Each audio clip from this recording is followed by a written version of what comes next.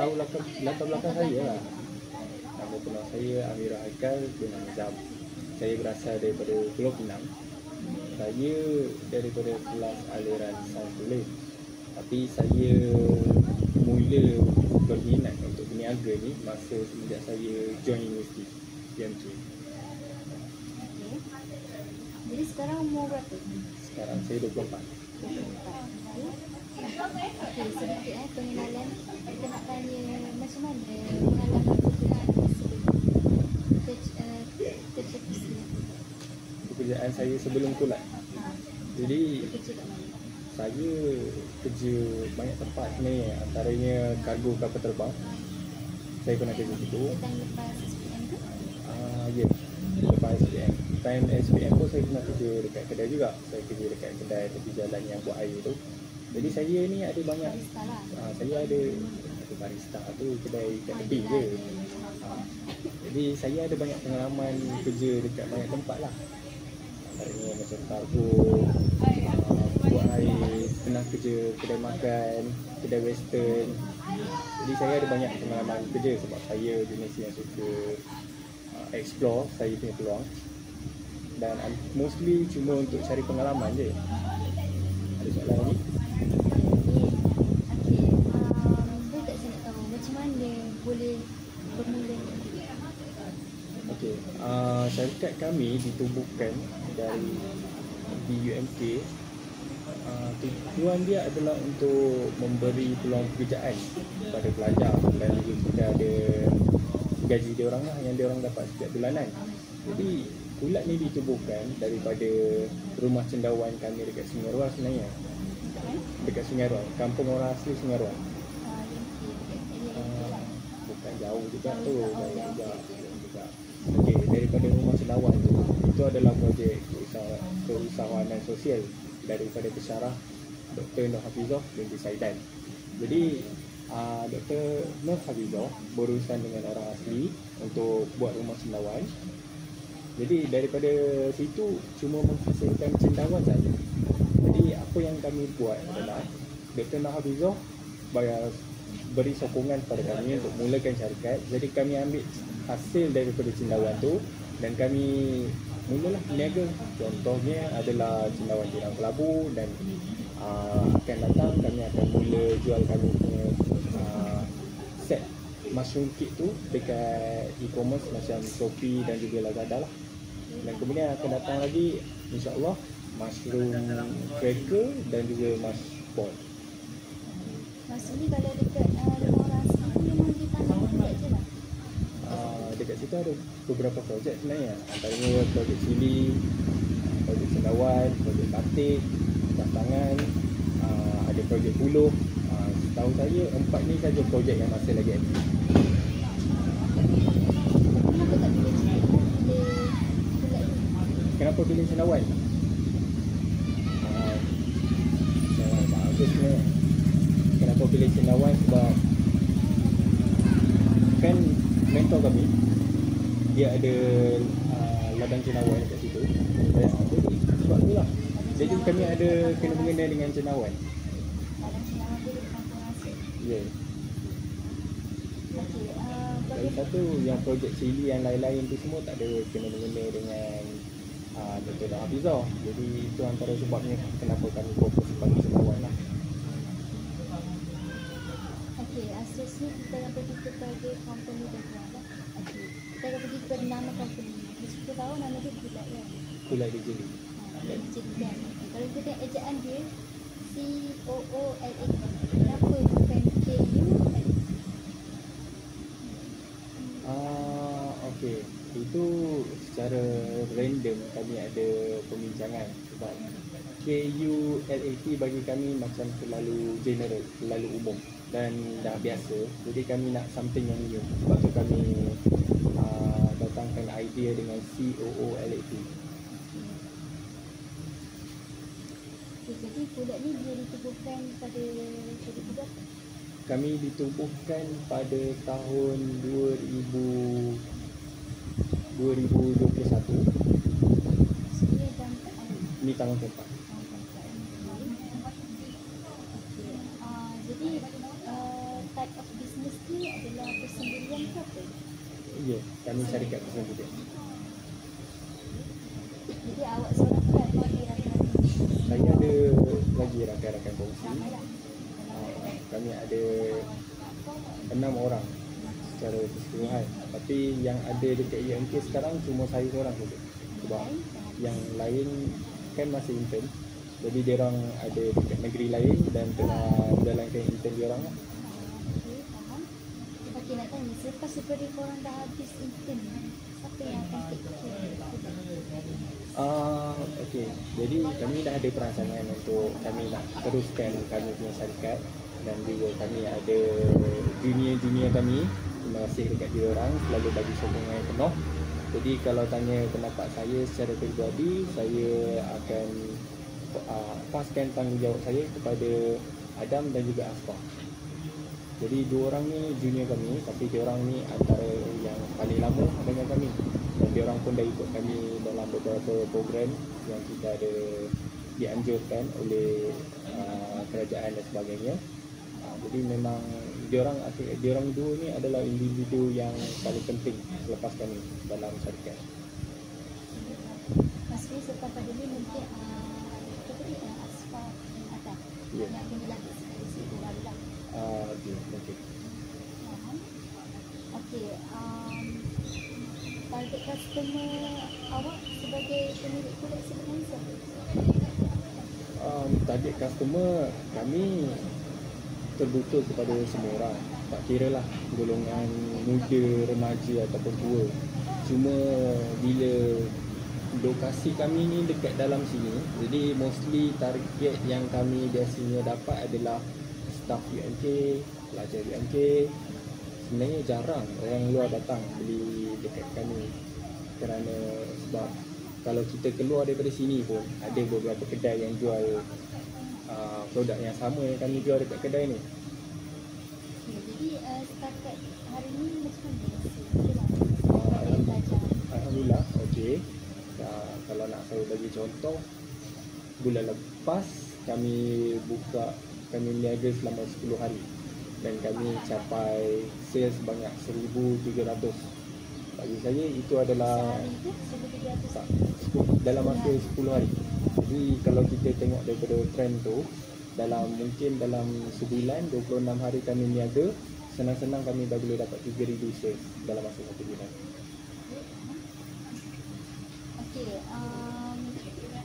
bagaimana awak menjalankan perniagaan ni? Macam mana saya menjalankan perniagaan ni? Okay. Memang saya ni CEO untuk sini, tapi fokus saya adalah dekat bahagian rumah cendawan di Sungai Royal. Saya uruskan dekat, mostly kerja saya adalah dekat situ. Saya akan pastikan cendawan dapat dihantar untuk kita jual dekat kios. Jadi apa peranan kios ni adalah kita akan saya kena pastikan yang barang-barang semua, contoh macam kita ada jual ubi, pisang, cendawan, sos, rempah dan barang-barang lain yang diperlukan selalu sentiasa ada lah. Jadi tapi disebabkan kekurangan masa, saya tak boleh nak terlalu fokus dekat sini. Jadi saya bahagikan tugas saya dengan Adam dan juga Asfar. Jadi kalau daripada dekat rumah orang sendiri, memang setiap hari lah boleh dapatkan stok. Ya, memang setiap hari. Kalau sehari tu berapa? Sehari ambil untuk sini ke atau untuk sini kita biasanya kita bagi 2 kilo. 2 kilo sehari. Kalau 2 kilo tu boleh generate berapa ringgit? Dalam 2 kilo tu kita boleh generate lebih kurang dalam 30 ke 40 ringgit. Jadi memang setiap hari guna 2 kilo lah. Tak setiap hari. Dia ikut demand juga, ikut demand customer. Kadang ada masa customer harian kami tu boleh habiskan 2 kilo dalam masa 1 hari. Kadang cuma habiskan 1 bag je dalam masa 1 hari. Jadi 2 bag tu tak menentu lah, dia akan habis setiap hari waktu sekarang. Maksudnya selalu top up lah. Ya, kita selalu top up. Okey, macam berkaitan dengan menu-menu yang ditawarkan, kita dah tengok menu laksa Laksa dan meja dia. Boleh tak nak tanya kenapa dia tak selalu available? Okey, yang pertama adalah kekangan masa. Lepas tu sebab kita nak buat preparation untuk laksa dan mi kari tu makan masa. Dan biasanya kalau kita nak jual pada keesokan harinya, sama ada kita dah prepare untuk malam sebelum ataupun daripada awal pagi. Kalau kita nak prepare awal pagi, kita pelajar-pelajar kita ada kelas. Jadi dia orang tak boleh nak bagi fokus yang penuh. Kalau kita nak prepare malam sebelum tu, itu bergantung kepada kesibukan masing-masing lah. Jadi laksa dengan mi kari ni sebenarnya kita boleh buat, cuma disebabkan kekurangan masa kita tak dapat nak buat selalu. Tapi bagaimana dia boleh ada yang sebabkan kalau kita tengok nampak macam lain kan, yang rasa asal tu adalah Betul. Okay. Laksa tu keistimewaan Dr. Nafizah sebenarnya. Dia yang cadangkan. Jadi dia juga ajar kami macam mana kami nak buat laksa ni, guna resepi dia, resepi daripada Kedah. Dan mi kari pun kita ada resepi daripada senior sebelum ni. Asal ni daripada Kedah juga. Kedah juga. Ada soalan lagi? Ya, dia memang dah ajar kami buat, dan kami juga ada resepi dia kami dah simpan. Cuma macam saya cakap tadi lah, disebabkan kekurangan masa je, kita tak boleh nak selalu buat benda ni. Biasanya tak berapa banyak pekerja pekerja di bawah Kilat yang masih aktif sekarang ada lebih daripada 10, tapi minggu lepas kita dah tambah 3. Ada 3 pelajar baru. penambahan maksudnya perniagaan nak berkembang. Sorry? Perniagaan berkembang tak juga, sebab perniagaan, okey, kalau perniagaan nak berkembang ni kita kena tengok daripada produk apa yang kita jual. Kalau kita jual benda yang sama saja tapi kita punya tenaga pekerja bertambah, bisnes tak makin berkembang pun. Jadi kalau kita nak perniagaan tu berkembang, kita kena tambahkan produk juga. Jadi masa sekarang yang available dekat produk kedai kami cuma pokok lekor, ubi, pisang goreng dan juga cendawan. 4 produk ni saja. Jadi kalau kita nak kembangkan bisnes tu, kita kena, mungkin apa yang kita boleh buat adalah tambahkan menu, baru kita boleh kembangkan bisnes. Kalau tambah tenaga pekerja saja, bisnes tak berkembang. Itu kita tambah kita punya kos dia tu. Okey, seterusnya kita akan pergi kepada topik lain. Sebelum memulakan perniagaan, siapa role model Encik tu, saya. Okey, secara peribadi yang paling dekat kita adalah Kak Ani lah. Jadi sebelum kita guna tepung yang terbaru ni, kita gunakan resepi tepung daripada Kak Ani. Siapa Kak Ani tu? Kak Ani tu dia perniagaan yang sama, cuma dekat Bandar Jeli. Ada. Dia lebih lama dah daripada Kilat. Dia lebih lama daripada Kilat. Dan saya kan meneruskan rumah cendawan dekat Sungai Roa tu. Jadi setiap hari memang kita akan hantar kepada Kak Ani lah. Dia pun konsumen Kilat. Ya. Kita hantar, kita yang supply cendawan dekat Kak Ani tu. Macam untuk Kak Ani ni, demand Kak Ani dia minta 5 kilo sehari. Kalau nak dibandingkan kita ambil 2 saja. Itu pun belum tentu habis. Tapi kalau macam Kak Ani dia minta 5. Jadi kalau daripada situ kita boleh nampak lah, market dia memang tinggi dan demand dia juga tinggi. Jadi senang-senang saja dia boleh habiskan 5 kilo bag dalam masa 1 hari. Itu Kak Ani. Tapi Kak Ani dia bukan jual cendawan goreng saja.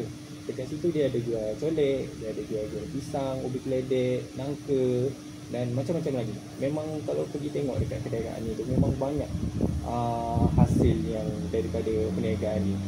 Jadi itu antara role model yang utama. Jadi apa yang istimewa yang Kak Ani, dia perlukan pekerja yang sedikit untuk uruskan perniagaan tu. Walaupun perniagaan tu dia ada banyak, dia punya produk dia, tapi dia perlukan pekerja 3 orang saja. Itu pun termasuk dia. Jadi tak lah. Tak. 3 orang saja termasuk dia. 2 orang saja pekerja dia. Jadi dengan pekerja yang 3 orang boleh hasilkan produk yang sebanyak itu dalam masa panjang ini dan boleh penuhkan demand rakyat orang tempatan. Jadi saya kagum lah macam mana Kak Ani boleh buat macam tu. Itu yang pertama. Yang kedua, role model untuk bisnes saya macam yang korang tahu, mungkin korang tengok. Jadi kita banyak dengar pasal dia. Dia ada kilang dekat Kelantan kan. Dan baru-baru ni dia ada pergi vacation dengan pekerja dia. Dia boleh pergi vacation, dia bawa pekerja dia pergi bercuti. Dia bagi duit raya dengan nilai yang tinggi kepada setiap pekerja dia. Ya, kalau boleh kita pun nak jadi macam tu lah.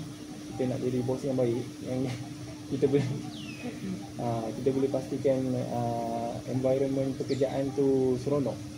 Jadi barulah kita boleh tarik minat untuk orang bekerja dengan kita. Okey, nak tanya Cik Amirul sebagai CEO kedai ni, ada tak any Networking? Oh, mesti. Okey. Networking, kalau kita tengok juga kita nak dapatkan bahan mentah untuk perniagaan. Kita kena ada pisang, kena ada ubi. Jadi kita ada tempat yang kita beli. Jadi kita berkenalan dan juga biasa in contact lah dengan tempat tu. Itu satu. Tapi kalau networking daripada segi bisnes, kita ada contoh macam Kak Ani sebagai role model. Kita selalu, kan saya selalu hantar cendawan. Jadi saya selalu in contact dengan Kak Ani sebenarnya. Dan selain daripada itu, kita juga ada, kita join program UTC. Jadi program UTC itu banyak universiti seluruh Malaysia yang terlibat. Jadi kita ada networking kita sendiri.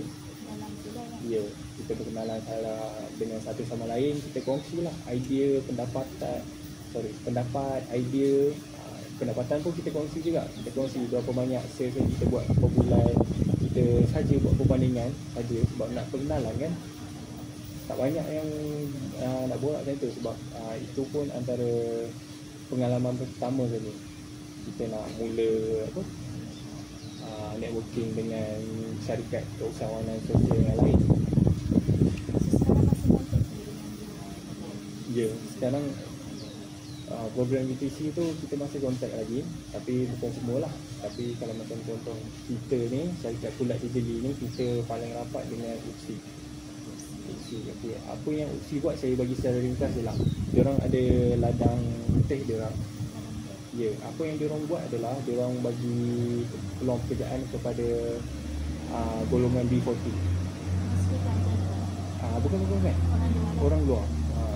Diorang gunakan tenaga kerja orang luar. Diorang ada ladang dan daripada ladang, hasil ladang tu diorang jadikan satu air minuman teh. Diorang air minuman tu dia dalam bentuk sachet. Korang tahu sachet yang jenis rendam je kan? Jadi diorang jual tu, produk tu dekat media sosial. Sekejap lah.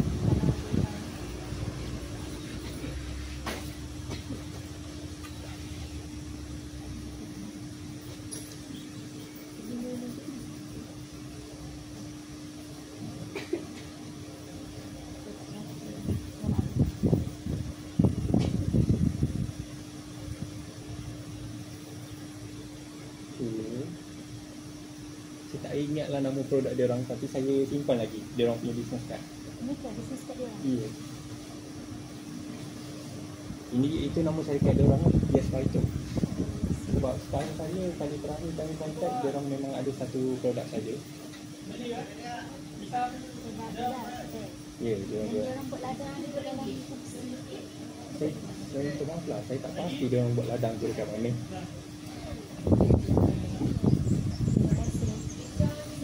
Saya nak tanya masa awal bisnes ni pada permulaan ni, Cik Amirul serius tak? Kami memang serius. Kalau nak berniaga, kalau nak main-main, baik tak payah berniaga. Sebab itu bakal duit je. Betul saya cakap ni. Sebab kalau awak nak mula berniaga, awak kena ada modal nak mula berniaga. Modal mula berniaga ni lah modal yang antara yang banyak lah. sebabkan macam saya cakap tadi, lebih kurang dalam 3,000 kita spend nak start ni semua saja. Jadi 3,000 tu mana awak nak cari? Susah tau nak cari 3,000 tu. Jadi kalau niaga nak main-main, burn je 3,000 tu, burn macam tu saja. Ini pun kita dah spend 3,000 sebelum ni, dan alhamdulillah perniagaan kita masih diteruskan. Pelajar-pelajar pekerja kita semua daripada golongan pelajar, diorang ada diorang punya pendapatan. Alhamdulillah lah, pengurusan semua memang bagi saya memang baik lah. So sekarang ni tengok online shopping kan lebih famous kan? Ya. Orang lebih suka order online daripada datang sini. So bagaimana Amirul ambil opportunity dalam keadaan ni? Okay, sebabkan kita kan selalu komunikasi guna WhatsApp, aplikasi WhatsApp kan. Jadi kita ambil peluang, sebab kita pun ada grup-grup, banyak grup dalam UMK. Jadi ada yang, apa yang kita perlu buat adalah kita perlu macam mana kita nak bagi orang tahu yang kita ni ada perniagaan dekat sini, kita jual cendawan. Diorang tak semestinya perlu walk in sendiri. Ada hari kita boleh buka COD. Jadi apa yang kita buat macam yang kita ada kita punya banner tu yang setiap hari kita post, dan kita sebarkan menggunakan WhatsApp. Jadi daripada situ kita akan tinggalkan kontak. Kalau berminat nak beli, boleh kontak saja. Kita akan sampai ke depan rumah, insyaAllah. Okay, so and korang punya sale melalui online ataupun physical? Lebih tinggi kami online. Ya, ada hari memang 100% online. Itu biasanya hari-hari yang hujan. Tapi kalau orang beli datang walk in ni sebenarnya tak banyak sebenarnya, mungkin dalam 10 ke 20% saja.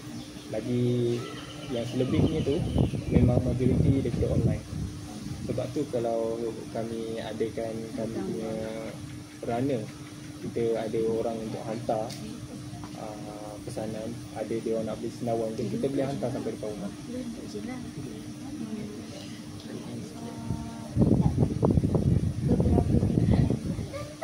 Kelebihan kita berbanding kedai yang lain. Okay. Antara kelebihan kita adalah kita jual cendawan tiram kelabu. Jadi stok cendawan tiram kelabu dekat Jeli ni terhad sebenarnya. Antara kedai yang ada yang saya tahu Kak Ani dekat Bandar Jeli. Dan itu memang tempat dia lah. Jadi kita tak kacau. Kalau kita pergi kita memang kita kalah saja. Jadi apa yang kita buat, kita berniaga dekat sini. Jadi kelebihan kita ada cendawan tiram kelabu. Jadi susah nak dapat cendawan tiram kelabu sekarang. Harga dia pun dah naik daripada sebelum ni. Satu beg kita boleh beli RM10, tapi sekarang satu beg dah RM12. Sebabkan demand yang tinggi dan stok yang terhad. Jadi itulah antara kelebihan kita yang kita ada dekat sini. Kalau nak dibandingkan dengan kedai lain. Tapi kalau kita ambil contoh dalam universiti, kedai-kedai lain, diorang ni semua tak ada yang sebelum ni.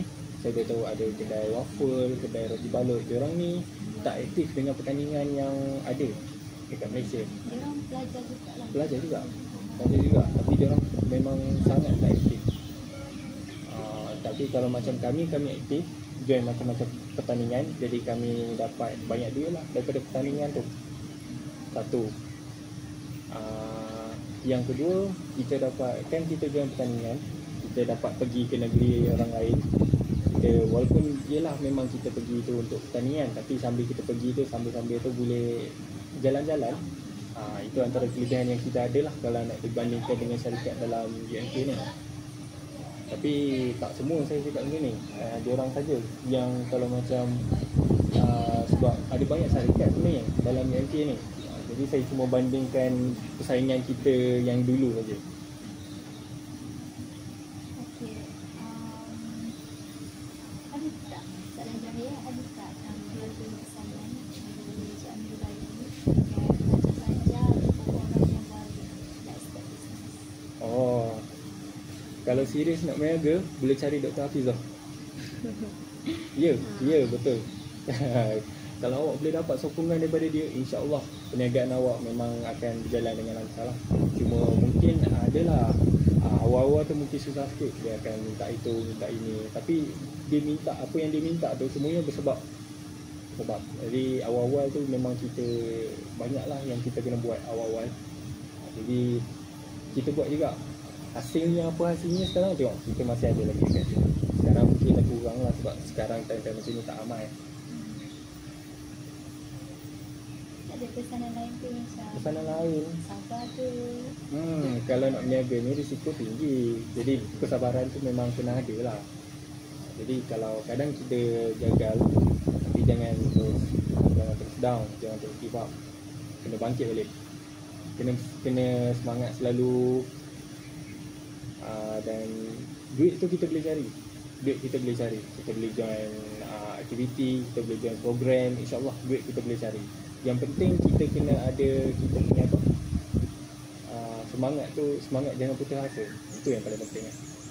Jadi saya nak tanya soalan ni tak ada kaitan, saya nak tanya juga. Okay.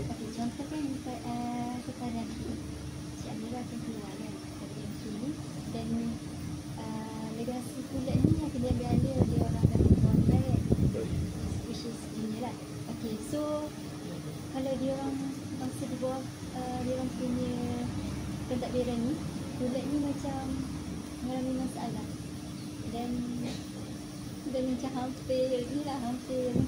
So apa pendapat macam kalau kami keluar, reaction? kalau reaction tu mungkin saya salah, sebab benda perniagaan biasalah, ada masa kita dekat atas, ada masa kita dekat bawah. Andai kata kalau kita semua dah kami yang sini ni dah keluar, jadi ada dua orang dia orang boleh rujuk sebenarnya, Dr. Nafizah, staff dekat sini, dan juga kami sini. Jadi kami pun macam-macam kami dah hadapi masa kami mula nak berniaga. Tak semua yang kami ceritakan dekat dunia kami. Andai kata kalau dia orang hadapi masalah yang sama, kami boleh bagi nasihat lah macam mana kita nak bangkit balik daripada itu. Jadi kita keluar bukan bermaksud kita cut off, tak, kita masih lagi stay in contact. Jadi kalau junior-junior kami ada masalah, dia orang boleh terus contact kami. Sampai sekarang pun masih lagi, kalau ada masalah memang dia orang akan contact saya, sebab saya yang paling dekat, dan juga dia orang akan contact dalam group. Jadi bukan saya seorang saja yang reply, senior-senior yang lain pun selalu juga reply. Okay, so nak tanya nanti kalau senior-senior dah keluar kan, dah habis kan, so dia orang akan balik sini lagi tak kita jenguk pula? Itu bergantung pada mereka lah. Kalau dia boleh set Cik Amir tu, akan turun tak? Saya akan turun. Hari-hari? Bukan hari-hari. Bukan hari. Dia bergantung kepada career saya. Kalau saya kerja dekat Pening, mungkin susah saya nak datang Pening. Setahun sekali aja.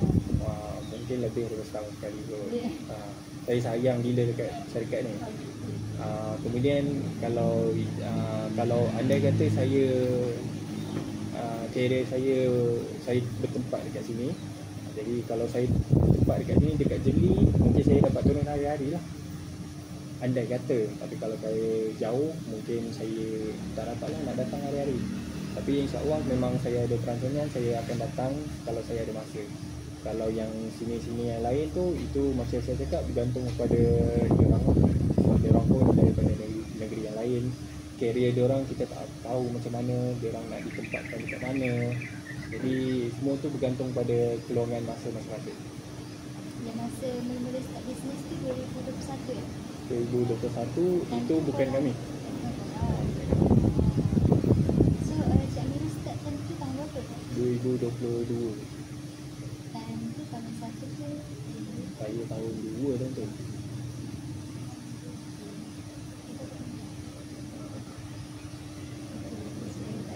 Okay. Okey. Terima kasih.